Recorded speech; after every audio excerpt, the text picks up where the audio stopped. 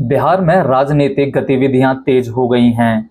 बड़े और छोटे दलों की सक्रियता बढ़ गई है। भाजपा ने फिर 200 के पार का नारा दिया है। हम जानते हैं कि भाजपा हमेशा चुनावी चरित्र में होती है।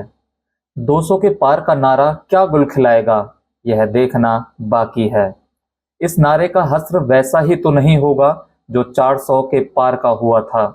फिलहाल भाजपा ने अपनी पगड़ी सम्राट के माथे से उतारकर डॉक्टर दिलीप जायसवाल को पहना दी है। डॉक्टर दिलीप जायसवाल को पार्टी ने बिहार का नया सूबेदार नियुक्त किया है। डॉक्टर दिलीप के नेतृत्व में ही पार्टी अपनी चुनावी नैया पार लगाना चाहेगी। दुर्भाग्य से पार्टी का चेहरा मुख्यमंत्री का चेहरा नहीं बन पा रहा है। पालकी ढोना पार्टी की नियति बन गई है। भाजपा बिहार में अब तक आत्मविश्वास अर्जित नहीं कर पाई है कि अपने दम पर चुनाव लड़ सके। बैसाखी दर बैसाखी।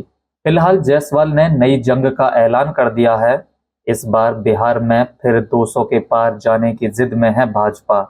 आप संशय में मत जाएं, यह 200 के पार अपने लिए नहीं बल्कि अब मिलाकर है।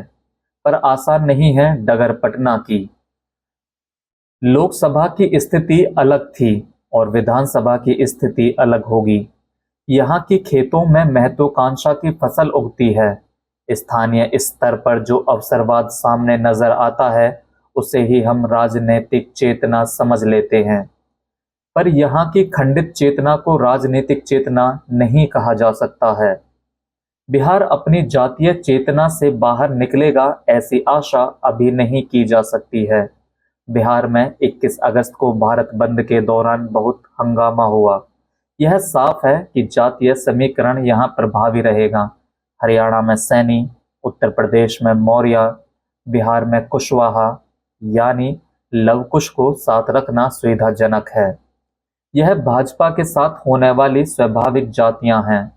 बिहार में हर स्तर पर भाजपा कुशवाहा को इंटैक्ट रखना चाहेगी। इस दृष्टि से उपेंद्र कुशवाहा को हारने के बाद भी पुरस्कार मिलना तय है। लिच्छवी गणराज्य में गढ़ की नहीं केवल गणित की चर्चा होगी। भाजपा के गणितज्ञ भेजा फ्राई करने में जुट गए हैं। राजद अभी बयानों में है, सक्रियता कम हुई है। इस बीच श्याम रजक ने राजद से इस्तीफा दिया है। यह राजद के लिए झटका माना जा सकता है। कांग्रेस बिहार में अभी भी थकी थकी सी नजर आती है।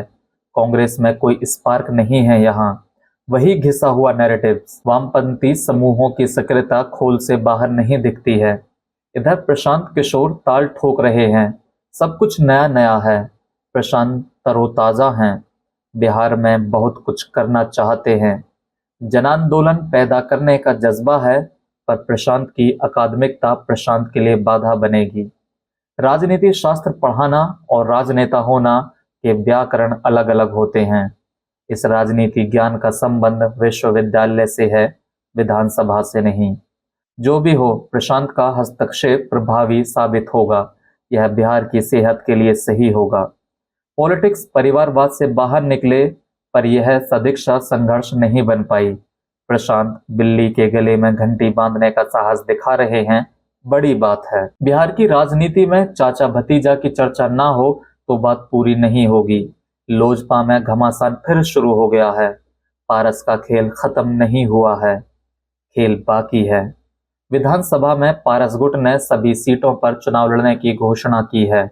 उधर मोदी के महावीर चिराग ने राजग को आईना दिखाया है और विपक्ष के साथ खड़ा होकर भारत बंद का समर्थन किया और कहा कि कोटा के ऊपर कोटा नहीं चलेगा।